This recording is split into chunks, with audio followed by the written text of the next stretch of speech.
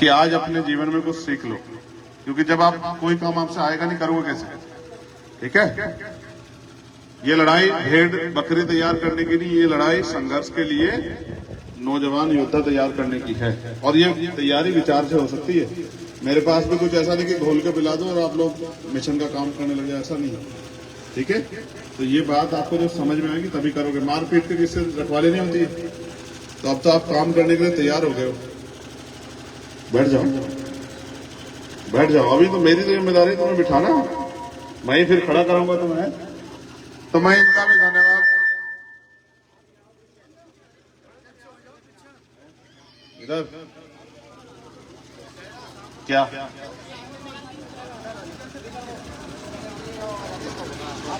ऐसा कुछ है? अब भी कर रहा है तो ऐसे पक्का। तो मैं आपका भी धन्यवाद करूंगा, माओ बहनों का, जो इतनी देर से यहां बैठी। आपको कोई मंच पे भी नहीं बुलाता है, ना कोई मंच पे बैठने कहता, ना कोई बोलने को देता, यही बोलते रहते हैं सब लोग। तो आपका भी धन्यवाद, और इन भाइयों का भी धन्यवाद जो पीछे खड़े, ये जो बड़े जिम्मेदार लोग बैठे, इनका भी धन्यवाद। भाई ये भारत है, आज इसमें लोकतंत्र है, लेकिन सदैव इस देश में लोकतंत्र नहीं था। 1947 से पहले इस देश में अंग्रेजों का राज था, उससे पहले मुगलों का राज था, उससे पहले हुणों का, शकों का, यवनों का लगातार बाहरी आक्रमण होता रहा और इस देश में राज व्यवस्था चलती रही। और लंबे समय तक हम इस देश को फिर हम पढ़ेंगे तो पता लगेगा कि राजा महाराजों ने इस देश को चलाया। अब राजा महाराजों का जो समय था उसमें भी आप लोग थे, आप नहीं थे, आपके पूर्वज बड़े बड़े बड़े रहे होंगे। तो राजा महाराजा जो कह देते थे वो कानून हो जाता था। राजा महाराजा जिस चीज में उंगली रख देते थे वो उनकी हो जाती थी।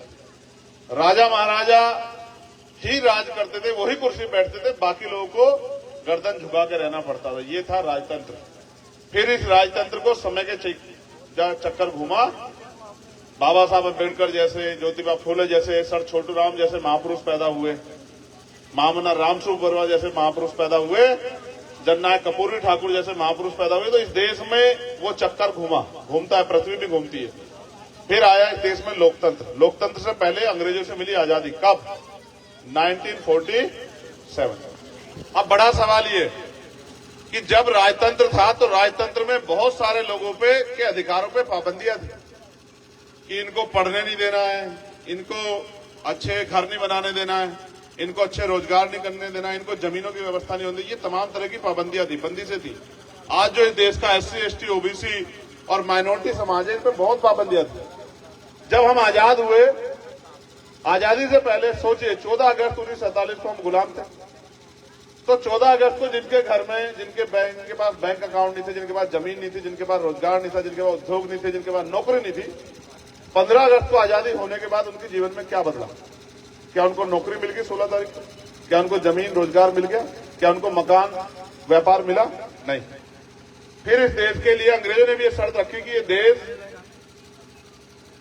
अगर चलाना चाहते तो आपको इसका एक कानून बनाना पड़ेगा, एक संविधान बनाना पड़ेगा, जिससे एक विधान बनाना पड़ेगा जिससे देश चलेगा। तो फिर इस देश में 2 साल 11 महीने 18 दिन में बनकर तैयार हुआ भारत का महान संविधान, जिस संविधान को इस देश की जनता के लिए बनाया और इस देश में लोकतंत्र घोषित हुआ कि अब इस देश में राजा महाराजाओं का राज नहीं होगा, जनता का राज होगा। जनता जो कानून चाहेगी अपने हित के लिए वो कानून बनेगा, जनता जो चाहेगी वो होगा, और हर काम जनता की भलाई के लिए होगा। हर व्यक्ति को भारतीय संविधान ने गारंटी दी कि जब मौर्य जी जो गारंटी देते वो गारंटी नहीं है, वो तो झूठ है। असली गारंटी संविधान ने दी कि भारत के किसी भी व्यक्ति को रोटी कपड़ा मकान की जो गारंटी है वो संविधान देगा, वो सरकारें देंगी। फिर इस देश में चुनाव होने शुरू हुए। चुनाव पहले भी होते थे। जब चुनाव होते थे तो लगान देने वाले, पैसे वाले लोग, व्यापारी लोग वोट करते, सब लोग वोट नहीं करते थे। लेकिन फिर तय हुआ कि वोट 21 साल का जो भी व्यक्ति होगा वो वोट दे सकता। और फिर लोगों ने जनता के बीच से लोग चुनने शुरू किए। फिर ऐसा हुआ कि राजा महाराजाओं का राज खत्म हुआ और जनता के बीच से प्रतिनिधि चुन के जाते रहे। लेकिन जो लोग लंबे समय से राज कर रहे थे उनको ये अच्छा नहीं लगा, उन्होंने इसके खिलाफ षड्यंत्र किया। षड्यंत्र ये हुआ, उन्होंने कहा भाई इनके पास वोट है, इनका ये गरीब लोग राज ले आएंगे, तो हमें अगर राज रोकना है तो इनके वोट को हमें नोटों से खरीदना पड़ेगा। तो तय ये हुआ कि इनके पास ये गरीब है, इनके पास वोट है, हम इनके वोट को नोटों से खरीद लें। और लंबे समय काम चलता रहा। फिर इस बात में बाबा साहब अम्बेडकर जितने लोगों को समझा पाए, सफल हो पाए, उतने में ही पहुंचे। लेकिन फिर उनके जाने के बाद कारवां रुक गया। कारवां दोबारा कब शुरू हुआ? जब एक क्लास 1 के अधिकारी वैज्ञानिक डीआरडीओ में साइंटिस्ट मान्यवर काशीराम साहब को ये बात समझ आई कि इस देश में लोकतंत्र तो है, लेकिन लोकतंत्र में भी वही राजा महाराजा पैसे वाले लोग राज कर रहे हैं, गरीब कमजोर किसान मजदूर तो है नहीं। तो उन्होंने लोगों को जाके गांव-गांव जाके समझाना शुरू किया। जैसे आज हम लोग आपके गांव में, उन्होंने लोगों को बताया कि आज आपके अंगूठे में इतनी बड़ी ताकत है, आप चाहो तो अपने बीच के व्यक्ति को कुर्सी बिठा दो और आप चाहो किसी भी ताकतवर को जमीन पे पटक दो। जब ये बात जनता की समझ में आई तो उनके सामने चुनौती ये थी कि भाई हम पे तो कुछ है नहीं, हम कैसे आगे बढ़ेंगे। उन्होंने कहा भाई हम आगे बढ़ेंगे सहयोग से, हम अपने एक एक पैसे को इकट्ठा करेंगे। जैसे हम शादी ब्याह करते हैं, सहयोग करते हैं। पहले जब आप सम्राट अशोक का शासन याद करोगे तो पहले व्यापार संगठित था, सब लोग मिलकर व्यापार करते थे, पैसा एक जगह इकट्ठा होता था, वहीं से पैसा सबको बराबर बराबर मिलता था। अनाज भी एक जगह इकट्ठा होता था, अनाज भी वहीं से सबको बराबर बराबर मिलता था। कोई भेदभाव नहीं था, कोई ऊंच नीच नहीं थी, कोई ज्यादा अमीर नहीं था, कोई ज्यादा गरीब, सब बराबर थे। ऐसा राज भी इस देश में 2000 साल पहले सम्राट अशोक के नेतृत्व में रहा। तो अब ये सब चीजें हो गई तो काशीराम साहब ने कहा कि आपके पास एक ही हथियार है अपनी जिंदगी बदलने का, वो है वोट। और ये वोट करोड़ों रुपए से कीमती, क्योंकि वोट 4-4 बच्चों के बाबा साहब के बलिदान के बाद मिली। तो उन्होंने कहा कि वोट की रक्षा बहन बेटी की रक्षा की तरह करनी है। कैसे करनी है बताओ, कैसे करनी है? ये बोलना नहीं जानते हो? अगर बच्चा भी नहीं रोएगा तो मां दूध नहीं पिलाती, काम में लगी रहती है, उसको पता कि इसको भूख नहीं लगी। जब तक आप अपने अधिकारों के लिए बोलोगे नहीं, तब तक कोई सुनेगा नहीं। मेरी बात को याद रखना। फिर घर में पड़ के रोते रहना कि हम पे पेंशन नहीं आ रही है, हमारे घर में खाने को नहीं है, हमारे घर में समस्या है, हमारे यहाँ ये है, हमारे यहाँ वो है, मेरा राशन कार्ड नहीं बना, बेटे का ये नहीं बना, बेटे के लिए ये नहीं हो रहा है, कुछ नहीं मिल रहा। फिर ये कहते रहना। आज मैं आया हूं, मैं पूछ रहा हूं तो मुझे नहीं बता रहे। मत बताओ, मत बताओ कैसे करनी है वोट की रक्षा। आप बताओ, आप बताओ नौजवानों, गूंगे बहरे की तरह मत करो। जो नौजवान हो, नौजवान वो होता धरती में पैर मार के पानी निकालता है। बहुत जोर से बताओ क्या चाहिए। यस, कुछ की समझ में आ जाए वही बहुत। तो काशीराम साहब ने समझाया कि वोट की रक्षा ऐसे करनी है जैसे बहन बेटी की रक्षा करते हैं। जब बहन बेटी को ब्याहते हैं किसी दूसरे घर में तो ऐसे थोड़ा किसी के हाथ में हाथ थमा देते हैं, जाके देखते हैं, घर बार देखते हैं, काम रोजगार देखते हैं और बातचीत करते हैं कि भाई हमारी बेटी को दुखी तो नहीं रखेगा। यही होता नहीं होता है? तो उन्होंने कहा बहन बेटी की रक्षा जैसे करते हैं ऐसे करनी है, और जैसे बहन बेटी को सौंपते हैं इस तरह से अपनी वोट को जिम्मेदार व्यक्ति को सौंपना है कि इस वोट के जरिए वो हमारी जिंदगी में परिवर्तन करे। क्योंकि जो अधिकार हमारे पास आजादी से पहले नहीं थे, वो पहुंचेंगे कैसे? वो पहुंचेंगे ऐसे कि जब हमारे बीच के लोग लोकसभा में, राज्यसभा में, विधानसभा में, विधान परिषद में जाएंगे, क्योंकि कानून वहां बनते हैं, वहां बैठ के कानून बनाएंगे और जो कानून संविधान में बने हुए उनको लागू कराने का काम करेंगे। तब जाके, क्योंकि सुनवाई किसकी होती है? जिनका राज होता है। पुलिस किसकी सुनती है? जिनकी सरकार होती है। अधिकारी किसकी सुनते हैं? जिनकी सरकार होती है। डीलर प्रधान किसकी सुनेंगे? जिला पंचायत का मेंबर विधायक किसकी सुनेगा? जो सरकार में बैठा होगा। समझ रहे हो? अभी तो निर्दोष लोगों को भी पकड़ ले जाती है पुलिस, बंद कर देती है जाके। अपराधी कोई करता है, बंद कोई और होता है। ठीक है, ये भी होता है जब राज आपका नहीं होता। तो अब सरकारें बननी शुरू हुई, सरकार बनी, लेकिन सरकारों में हमारा प्रतिनिधित्व जिम्मेदार लोगों का नहीं गया। अब उसका नुकसान ये हुआ कि ऐसे लोग विधायक एमपी बने जिन्होंने इसको नौकरी समझा, पेट पाला, पैसे कमाए और अपने परिवार के बारे में सोचा, समाज के बारे में नहीं सोचा। उसका कारण है आज जो हमारे गुरु घरों पे प्लस्तर भी नहीं हुए, ये उसी का कारण। आजाद हुए 75 साल हो गए। कितने साल हो गए? कितने? आप बताओ कितने साल हो गए? 75। बोलने लगी हो ना? देखो ऐसे ही बुलवाते हैं हम लोग, सब सिखा देंगे, चिंता मत करो। यही है हमारा काम, अपने लोगों को लड़ना सिखाना, बोलना सिखाना। आज तो थोड़ा सीखे हो, 10-15 दिन में और सीख जाओगे, देखते जाओ। तो 75 साल की आजादी में सरकारों ने, नेताओं ने, सिस्टम ने में दिया कि हमारे घरों पे आज मकान तो बन गए गारे की चिनाई से, लेकिन प्लस्तर नहीं हुआ। और जिनके यहाँ प्लस्तर हो गया उनके यहाँ पेंट नहीं हुआ। आज भी वो सुख सुविधा नहीं आई जो अमीरों के जानवर भी भोग रहे हैं। आप कभी महसूस करना, टीवी पिक्चर देखते हो, फोन देखते हो, अमीरों के कुत्ते बड़ी बड़ी गाड़ियों में घूमते हैं, घूमते नहीं घूमते? बताओ भाई। और जब सर्दी आती है उनके लिए बढ़िया हीटर लगता है, और जब गर्मी आती है तो बढ़िया एसी लगता है। और उनसे भी छुआछूत नहीं होती। तुम भी सुन लो जो सामने खड़े हो, मालिक उनको भी अपने बिस्तर पे सुला लेता, अपनी थाली में खिला लेता, लेकिन देश में अभी भी जातिवाद है कि आदमी आदमी से इतना चिढ़ता है कि कमजोर वर्गों के लोगों को, गरीब लोगों को, शेड्यूल कास्ट, बैकवर्ड के लोगों को अपना भाई बताते हुए घबराता है, इंसान से नफरत करता है लेकिन जानवर से प्यार करता है। ये इस देश की कड़वी सच्चाई।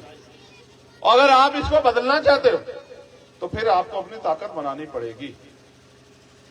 चाहिए ये था कि जिनको हमने अवसर दिया था वो हमारी जिंदगी में तब्दीली कर दे, और जो लड़ाई एक एक पैसा जुटा के गरीब जो टैक्स देते हैं उससे जो पैसा इकट्ठा होता है वो उनकी तरक्की के लिए लगता है। कैसे कि आपके लिए बढ़िया स्कूल बनते, आपके लिए बढ़िया स्कूल खुलते, बहनों के लिए जो हमारी बहनें हैं उनके लिए अलग से स्कूल खुलते, बढ़िया हॉस्पिटल बनते, बढ़िया सड़कें बनती, बढ़िया लाइटों की व्यवस्था होती, बढ़िया। अब बिजली का दाम आप देख लो, बड़े बड़े उद्योगपतियों की बिजली फ्री है, लेकिन यहां बिजली सोने के तारों में आ रही है, इतनी महंगी है बिजली।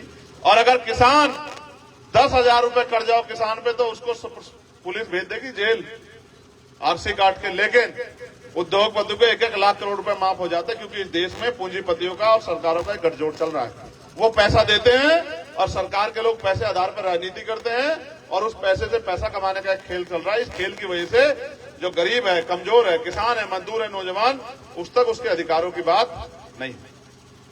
अब 2 तरीके हैं, क्या तो हम इस गुलामी को सहते रहें या फिर हम इस गुलामी को समझ के इसके खिलाफ कोई आंदोलन चलाएं।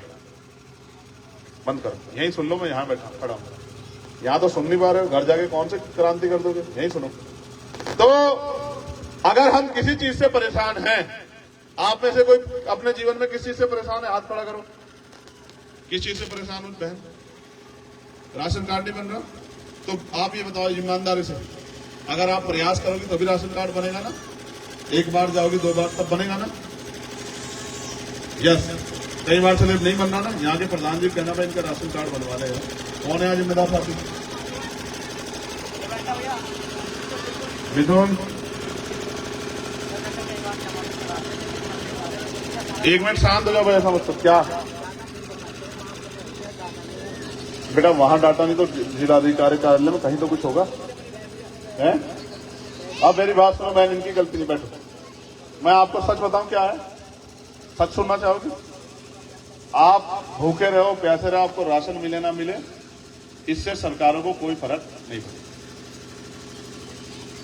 आप इंसान हो इसलिए, अगर आप जानवर होते, आप गाय होते और आपको भूख से आप मर जाते तो इस देश यहीं कई लोगों पर मुकदमा हो जाता और यहीं सारी पुलिस और अधिकारी घूमते फिरते। यहां पशुओं की भी इज्जत है लेकिन इंसानों की इज्जत नहीं। और इंसानों की इज्जत न होने का सबसे बड़ा कारण यह है कि जो लोग राज में बैठे हैं वो गरीबों को इंसान मानते ही नहीं है। आप ये महसूस करो, सब लोग अपने दिल पे आकर के सोचना, अगर आदमी पशु पालता है तो उसके लिए भी छत की व्यवस्था करता नहीं करता है? उसके लिए भोजन की व्यवस्था करता नहीं करता?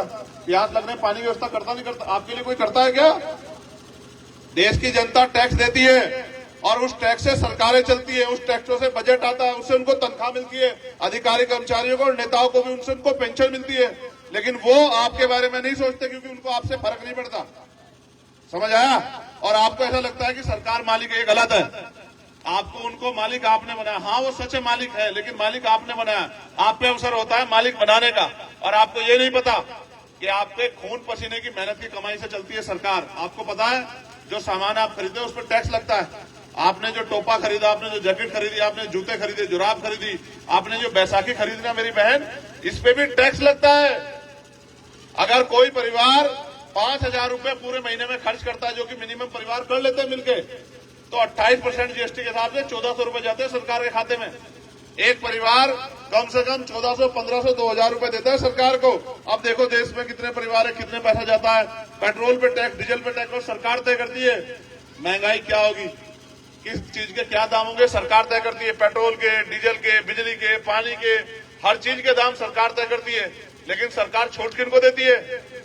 जिनसे वो पैसा लेती है, पूंजीपतियों को, उद्योगपतियों को, अडानी को, अंबानी को, उनको करती है छूट। उनको देती है 1 रुपया लीज पे जमीन, और आप उनकी एक जमीन वो कर लो, आपके खिलाफ लिखा जाएगा मुकदमा। समझ रहे हो? ये है देश की सच्चाई। आपके बच्चे भूखे मर जाए उनको मतलब नहीं है, आपकी बेटी आप बेटे पढ़ नहीं पाए, पैसों की कमी का उनको फर्क नहीं पड़ता।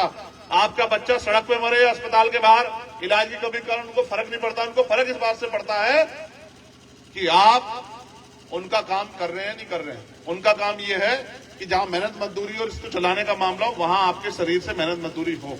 मैं तो बहुत कुछ देखता हूं, पूरे देश में जाता हूं, सच ये है पहनने के लिए अच्छे कपड़े नहीं है। तुम सुनो नौजवान लोगों, बहनों में पहनने के लिए अच्छे कपड़े नहीं है, और आज भी देश में लाखों लोग भूखे पेट सोते हैं, लाखों लोग बिना छत के सोते हैं। सच ये है खाने के लिए अच्छा भोजन नहीं है, पीने के लिए अच्छा पानी नहीं। आपने मेरे लिए रखी होगी यहाँ पानी की बोतल, आप महसूस करो गंदा पानी पी के लोग जी रहे हैं, बीमार हो रहे हैं, मर रहे हैं, किसी को फर्क नहीं पड़ रहा है, क्योंकि पैसे वालों की सरकार पैसे वालों के लिए सोच रही है। लेकिन उनको बनाया किसने? हमने वोट दिया तब वो बने, हमने वोट दिया जाति धर्म के नाम पे तब वो बने।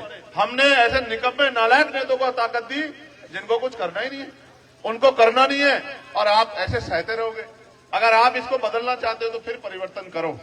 परिवर्तन कौन करेगा? जिसको समस्या होगी। भाई जिसका मकान कच्चा होगा वही तो पक्का बनाएगा, जिसका मकान एक मंजिली होगा वही तो दो मंजिली बनाने की सोचेगा, जिसका मकान पहले से महल है वो क्या करेगा उसमें? तो परिवर्तन वो करेगा जिसको समस्या होगी। अगर आपको समस्या है कि आपके पास पेंशन नहीं है, आपके पास घर नहीं है, आपके बच्चों का रोजगार नहीं है, आप पे जमीन नहीं है, तो फिर अपने लिए लड़ाई लड़के अपनी मजबूत ताकत बनाओ कि आपकी कोई आवाज बने जो आपके लिए हक अधिकारों की लड़ाई लड़े। ठीक है, और इसी वजह से आज मैं आपके बीच आया हूं। मेरे बारे में आप इतना जान लो कि मैं पिछले 11 साल से मैं वोट मांगने तो आपके यहां नहीं आया, मुजफ्फराबाद में आया क्या आपसे पहले? हाथ उठा के बताओ, आया सर? लेकिन पिछले 11 साल से मैं वो नेता नहीं हूं जो कहे कि आप मुझे वोट दे दो तब मैं आपकी लड़ाई लड़ूंगा। मैंने 11 साल से सड़कों पे लड़ाई लड़ी। 11 साल के बाद मुझे समझ आया कि जब तक आप सड़क की लड़ाई सदन में नहीं ले जाओगे और सरकार को सवाल नहीं करोगे तब तक सरकार को सुनेंगे नहीं। गन्ने के दाम क्या होंगे, गेहूं के दाम क्या होंगे, चावल के दाम क्या होंगे, ये सरकार तय करती है, जनता तय नहीं करती।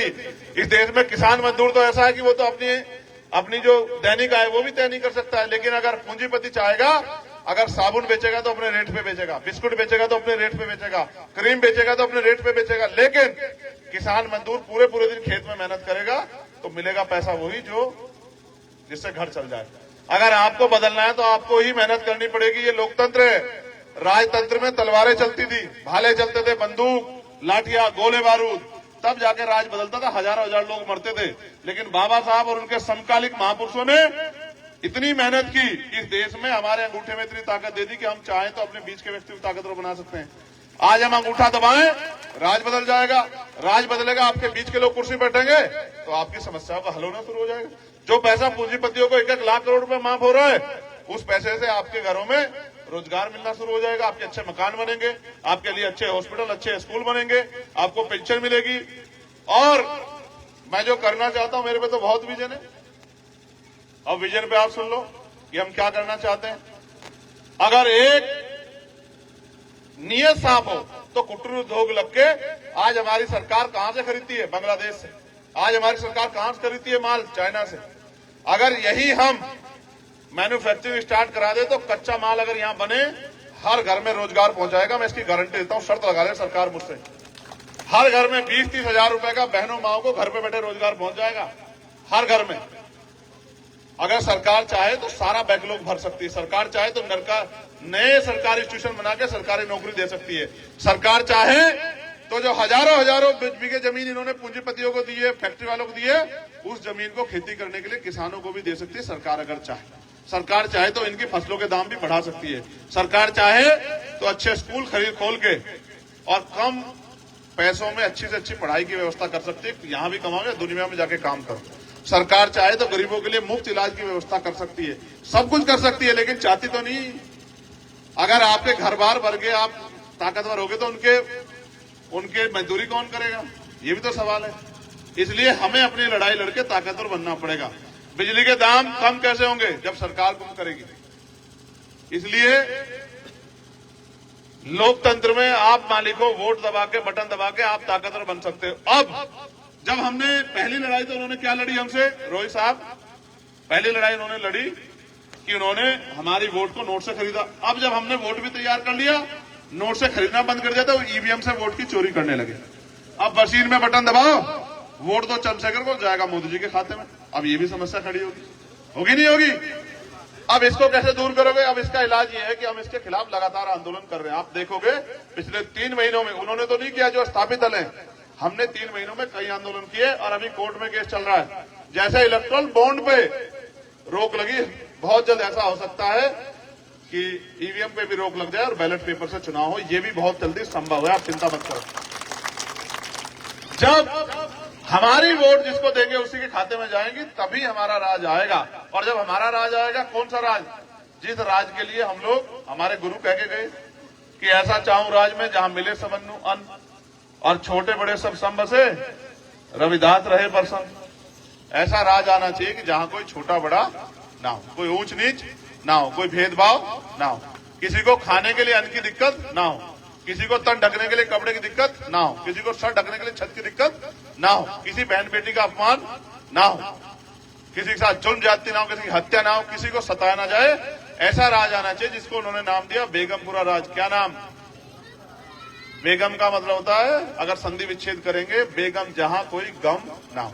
ऐसा राज होना चाहिए जिसमें किसी की जिंदगी में भी कोई गम ना हो। और उस राज को बाबा साहब अम्बेडकर संविधान में लिख के गए कि अगर संविधान को सही तरह से लागू कर दिया जाए तो कोई भी व्यक्ति ऐसा नहीं बचेगा। जैसे मैंने गारंटी बताई कि रोटी कपड़ा मकान गारंटी सरकार देती है हर व्यक्ति को, आपको मुझे नहीं, जिसके लिए पैसे खर्च करते हो उसको गारंटी देती है सरकार। अच्छे से अच्छा पहनने के लिए कपड़ा, अच्छे अच्छे खाने के लिए भोजन और अच्छे से अच्छा मकान की गारंटी सरकार देती है। लेकिन नालायक लोग बैठे देंगे नहीं।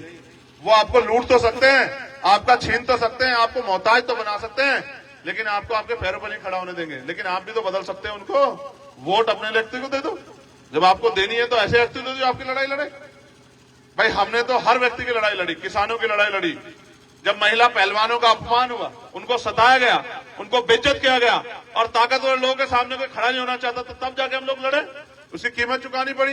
एनआरसी की लड़ाई लड़ी, गुरु घर की लड़ाई लड़ी, 69 शिक्षक भर्ती की लड़ाई लड़ी, सारी लड़ाइयां लड़ी। और फिर आप ये महसूस करो, आप आओ खड़े होकर, जल्दी आओ मेरे पास। मैं प्रैक्टिकल बहुत समझाता हूं, वकील हूं ना, इसलिए इधर मुंह करो। गांव के किसी ताकतवर व्यक्ति ने इसको अपमानित किया। अब इसने ये थाने गया, थाने वालों ने सुनवाई नहीं की। अब इसने भीम आर्मी के लोगों को फोन किया कि भाई मेरी मदद कर दो। अब भीम आर्मी के लोग आए, उन्होंने मुकदमा दर्ज कराया कि भाई ये नहीं चलेगा, इसकी मदद। अब वो ताकतवर आदमी जिसको लगता था कि सरकार हमारी, हमारा तो कुछ हो सकता, मगर वो चला गया जेल। तब वो जेल में जाके कहता है यार सरकार भी हमारी, पुलिस भी हमारी, फिर भी हमें जेल जाना पड़ रहा है। तो किसकी वजह से जा रहे हो? कि भीम आर्मी की वजह से। तो ठीक है, तो भाई वो कहते हैं कि भाई इनको भीम आर्मी वालों का इलाज करो। तो फिर उन्होंने सीबीआई ईडी इनकम टैक्स से तो रोक नहीं सकता, क्योंकि मैं तो प्राइमरी स्कूल का हेडमास्टर का बेटा हूं, मेरे पास कौन सा धन है। तो फिर उन्होंने मेरे ऊपर गोली चलाई, 4 गोली।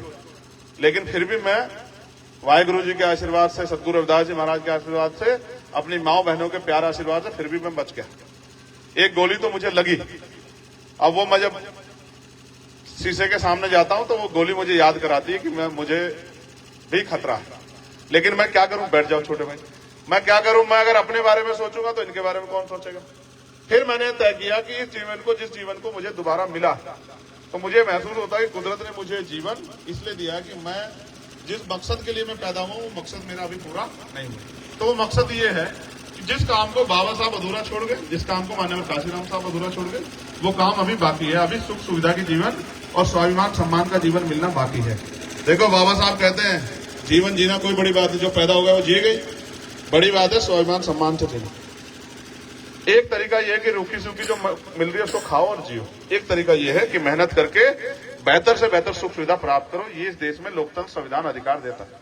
और आपको याद होगा, आप में से कितने लोग हैं जो बाबा साहब को मानते हैं? हाथ खड़ा करना। गुड, वेरी गुड, हाथ नीचे करो। तो बाबा साहब ने ये कहा है कि अन्याय करने वाले से अन्याय सहने वाला ज्यादा दोषी होता है। अगर आप इस देश में अन्याय सह रहे हो, जुल्म जाति का, दादागिरी का जीवन सह रहे हो, तो आप ज्यादा दोषी हो। करने वाला तो अपना काम करेगा ना, ठीक है? इसलिए मैं आपसे कहूंगा कि इस लड़ाई को मजबूत करो और इस लड़ाई को लड़ने की ताकत चंद्रशेखर आजाद को दो कि जो लड़ाई सड़कों पे लड़ी जा रही थी उसको चंद्रशेखर आजाद लड़ सके। अब आप मुझे बताओ, 2009 में आपने पहला चुनाव लोकसभा का यहां लड़ा, जसवीर सिंह जी को बनाया, ठीक है?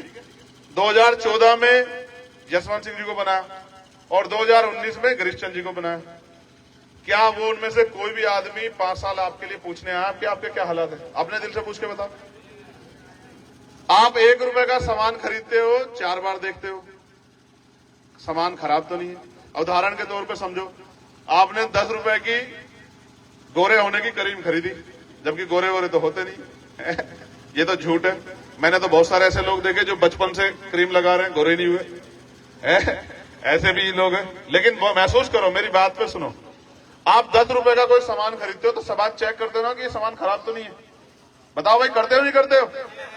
लेकिन करोड़ों रुपए से कीमती जब वोट डालने जाते हो तो ये कभी पूछते नहीं कि ये नेता आपका काम करेगा नहीं करेगा, ये नेता आपका साथ देगा नहीं देगा, ये नेता आपकी लड़ाई लड़ेगा नहीं लड़ेगा। अगर आप, एक कहावत है हमारे यहाँ, आजमाए हुए को आजमाओगे तो वही मिलेगा जो मिलता है। अगर आप उन्हीं में खुश हो तो फिर परिवर्तन मत करो, और अगर आप चाहते हो कि कुछ बदलाव हो तो फिर इस लड़ाई को लड़ने का मौका इस बार चंद्रशेखर आजाद को दो। ठीक है? अब दोगे कैसे लोकतंत्र में? लोकतंत्र में तो एक ही रास्ता है, आप जिसको वोट दोगे वही ताकतवर होगा। अब वोट किसको दोगे? किसको दोगे वोट? तो वोट देने के लिए वोट के निशान का पता होना जरूरी। बताओ हमारा चुनाव निशान क्या है? जोर से बताओ। ऐसे नहीं, नहीं ऐसे नहीं, बहुत कम आवाज, जोर से बताओ। बहुत अच्छे। अब सुनो, अगर आप केतली को वोट दोगे तो केतली वाला ताकतवर होगा, केतली वाला ताकतवर होगा तो जो वो करना चाहता है आप लोगों के लिए वो करेगा। आप किसी और को वोट दोगे तो वो ताकतवर होगा, वो ताकतवर होगा तो वो करेगा जो वो करना चाहता है। ठीक है? अब सवाल ये है, इधर देखो, इधर, अगर मेरे जाने के बाद, क्योंकि मुझे तो 1853 बूथ घूमने, कोई पैसे वाला आके आपसे कहने लगा कि सुनो छोड़ो, 1000-2000 रुपए रुका, उसको छोड़ो, तो गरीब आदमी उसके चक्कर में क्यों पड़ रहे हो, तो आप क्या करोगे? ईमानदार से बताओ, झूठ से नहीं। भाई 1000-2000 रुपए ले लेने चाहिए, 1000-2 रुपए की जरूरत है या नहीं है? लेकिन आप 1000-2000 रुपए से 5 दिन अपना घर चला लोगे, बाकी 4 साल 9 महीने 25 दिन तो आपको मेहनत ही करनी है। लेकिन अगर आपने अपनी ताकत बना ली तो हो सकता है कि आपकी बहुत सारी समस्याओं का हल होना शुरू हो जाए। मैं बहुत बड़ा नेता तो नहीं हूं, जो मुख्यमंत्री रहा हो, प्रधानमंत्री रहा हो, मंत्री रहा हो, लेकिन मैं आपके लिए एक छोटे से पेड़ जैसा हूं। जैसे ये लिप्टिस का पेड़ खड़ा है ना, जब ये छोटा होगा तो आपने इसकी रखवाली की होगी, इसमें पानी दिया होगा, खाद दिया होगा, लेकिन जब ये बड़ा हो गया तो अब आपके काम आ रहा है नहीं आ रहा है? भाई इसको झांक के लकड़ियां ले लो और समय आने पे इसको बेच के भी मोल मिल जाएंगे। तो ये आपका चंद्रशेखर आजाद आपके जिंदगी भर काम आएगा, क्योंकि ये 60 साल वाला नेता नहीं है जो 5-4 साल बाद घर बैठ जाएगा। ये तो अभी 40 साल का है, 37-38 साल का। इसको तो अगर जिंदगी रही, जितने इनकी जिंदगी आपकी सेवा में लगानी, आपने सबको मौका दिया, तो ये मौका आप चंद्रशेखर आजाद को भी दो कि उसको करने का मौका। जैसे आपने अपने बच्चों को पढ़ाया ना इस उम्मीद के साथ कि ये कुछ करके दिखाएगा, ऐसे अपने इस भाई को भी मौका दो कि ये आपके लिए कुछ करके दिखा सके। जिन नेताओं ने आपको धोखा दिया उनका साथ छोड़। ठीक है? अब एक चीज और रह